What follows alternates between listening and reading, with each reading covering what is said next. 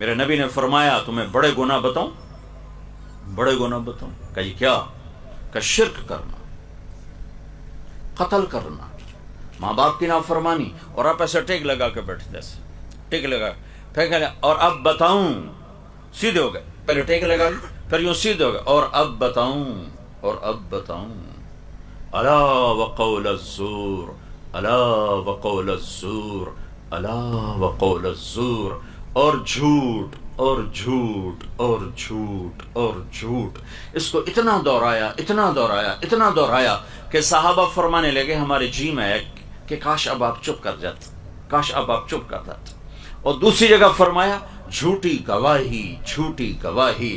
جاؤ پاکستان کی عدالتوں میں دیکھو، ٹکے ٹکے گواہ بک رہے ہیں کہ ساڑھے کو گواہی لے لو، ساڑھے کو جی پواونے جب پوا دو.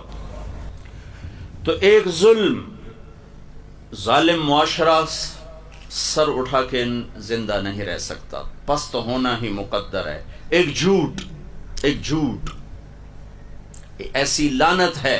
میرے نبی کا فرمان ہے الصدق ینجی والکذب یہلک.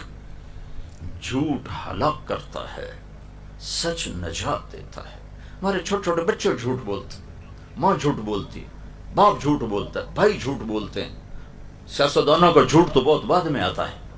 ریڈی والا جھوٹ بولتا، سیل مین جھوٹ بولتا.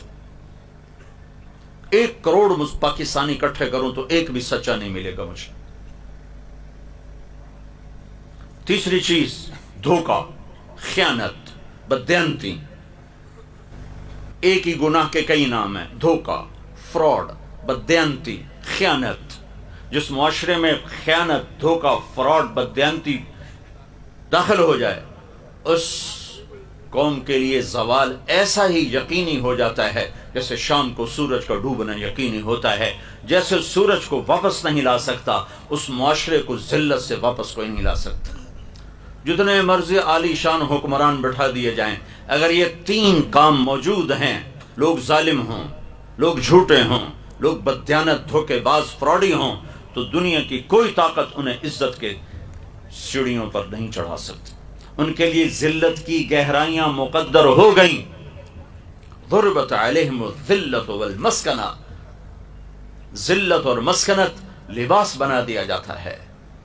اللہ کے نبی سے پوچھا گیا یا رسول اللہ، مسلمان آپ کا امتی کنجوس ہو سکتا ہے؟ کہاں ہو سکتا. آپ کا امتی مسلمان بزدل ہو سکتا ہے؟ کہاں ہو سکتا ہے. یا رسول اللہ، مسلمان آپ کا امتی جھوٹ بول سکتا ہے؟ کہا نہیں، جھوٹ نہیں بول سکتا، جھوٹ نہیں بول سکتا. آپ نے فرمایا میرا امتی ہر عیب کر سکتا ہے، 2 کام نہیں کرے گا. اگر میرا ہے تو 2 نہیں کرے گا. ایک جھوٹ نہیں بولے گا، ایک دھوکہ نہیں دے گا. اگر وہ جھوٹ اور دھوکے والا ہے تو میری امت سے خارج ہو گیا ہے. نماز چھوڑنے سے نہیں کہا میری امت سے خارج ہو گیا. روزہ چھوڑنے پر نہیں کہا میری امت سے خارج ہو گیا. زکوٰۃ چھوڑنے پر نہیں فرمایا میری امت سے خارج ہو گیا. شراب پینے پر نہیں فرمایا میری امت سے خارج ہو گیا. زنا کرنے پر نہیں فرمایا میری امت سے خارج ہو گیا. حج چھوڑنے پر نہیں فرمایا میری امت سے خارج ہو گیا. جھوٹ اور دھوکے پر فرمایا میری امت سے خارج ہو گیا. من غش فلیس منا. جس نے کسی کو دھوکہ دیا میری امت میں سے نہیں. جھوٹ بولنے والا، دھوکہ دینے والا، وہ میری امت سے نکل گیا ہے. تو پیچھے واقعی کیا رہے گا؟ 16 کروڑ میں 16 آدمی ڈھونڈنا مشکل ہو رہا ہے. جس معاشرے میں ظلم چلتا ہے، جس معاشرے میں جھوٹ چلتا ہے، جس معاشرے میں خیانت چلتی ہے، دھوکہ، فراڈ، فریب چلتا ہے، اس معاشرے کے لیے ذلیل ہونا طے کر دیا جاتا ہے. تم ایٹمی طاقت بن کے دیکھ نہیں لیا کتنی عزت پائی؟ ایٹم بم بنا کے کتنی عزت پائی؟ مزید ذلتیں بڑھ گئیں، مزید پستیاں بڑھ گئیں. کسی کی سازش نہیں ہے، یہ امریکہ کی سازش ہے، یہ برطانیہ کی سازش ہے، یہ فرانس کی سازش ہے. ہاں، یہی عادت ہے زوال شدہ قوموں کی کہ وہ اپنے عیب اوروں پہ تھوپتے ہیں، اپنی کمزوریاں اوروں پہ تھوپتے ہیں. پیٹ میں درد ہو تو یہ بھی امریکہ کی سازش. اپنے اندر عیب ڈھونڈو، اپنی کمیاں ڈھونڈو، اپنے من میں ڈوب کر پا جا سراغ زندگی. تجھے کیوں فکر ہے اے گل دلے صد چاک بلبل کی، تو اپنے پیرہن کے چاک تو پہلے رفو کر لے۔ قوموں کا زوال اندر سے آتا ہے، باہر سے نہیں آتا۔ تو ادھر ادھر کی نہ بات کر، یہ بتا کہ قافلہ کیوں لٹا، مجھے راہزنوں سے گلہ نہیں، تیری راہبری کا سوال ہے۔ قوموں پہ زوال اور نہیں لاتے۔ امریکہ والے اتنے فارغ نہیں ہیں، یورپ والے اتنے فارغ نہیں ہیں، آسٹریلیا افریقہ والے اتنے فارغ نہیں ہیں کہ تمہارے زوال کو سوچیں۔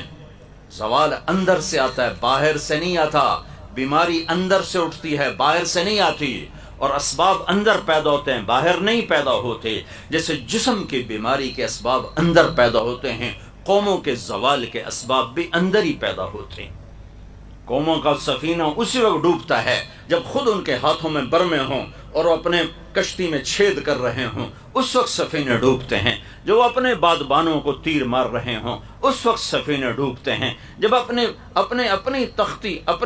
کشتی کے جب وہ تختے اکھیڑتے ہیں، اس وقت سفینے ڈوبتے ہیں۔ جب قوموں میں ظلم آ جاتا ہے، خیانت آ جاتی ہے، جھوٹ آ جاتا ہے۔ ریڑھی والے کو کون جھوٹ بلوا رہا ہے؟ کس کی سازش سے یہ جھوٹ بول رہا ہے؟ کس کی سازش سے نوجوان ماں باپ کی نافرمانی کر رہا ہے؟ کس نے سازش کی ہے کہ ماں کی ذرا سی ڈانٹ پر بیٹا اچھل کے وہ جاتا ہے؟ کس نے یہ سازش کی ہے باپ کی تھوڑی سی آنکھیں دکھانے پر بیٹا گریبان پکڑنے کو آ جاتا ہے؟ میں نے اپنے کانوں سے سنا، ایک بچی ماں کو کہہ رہی تھی بھوک نہیں، بھوک نہیں، اور اس کی ماں کے بڑے بڑے آنسو ایسے گر رہے تھے۔ یہ کس کی سازش ہے؟ سچائی نکل گئی، جھوٹ نے ڈیرے ڈال لیے، انصاف نکل گیا، ظلم کی گھٹائیں چھا گئیں، دیانت رخصت ہو گئی، بددیانتی تجارت بن گئی، فراڈ تجارت بن گئی، دھوکہ تجارت کے نام پر دھوکہ۔ یہ کس کی سازش سے ہوا ہے؟ میرے اپنے کردار کی خوشی سے ہوا ہے، میرے اپنے پاؤں پہ کلہاڑی مارنے سے ہوا ہے۔ پھر اور بہت سے اسباب ساتھ جمع ہو جاتے ہیں، لیکن کسی قوم کی ہلاکت کے 3 بڑے سبب ہیں: ایک ظلم، جھوٹ، خیانت۔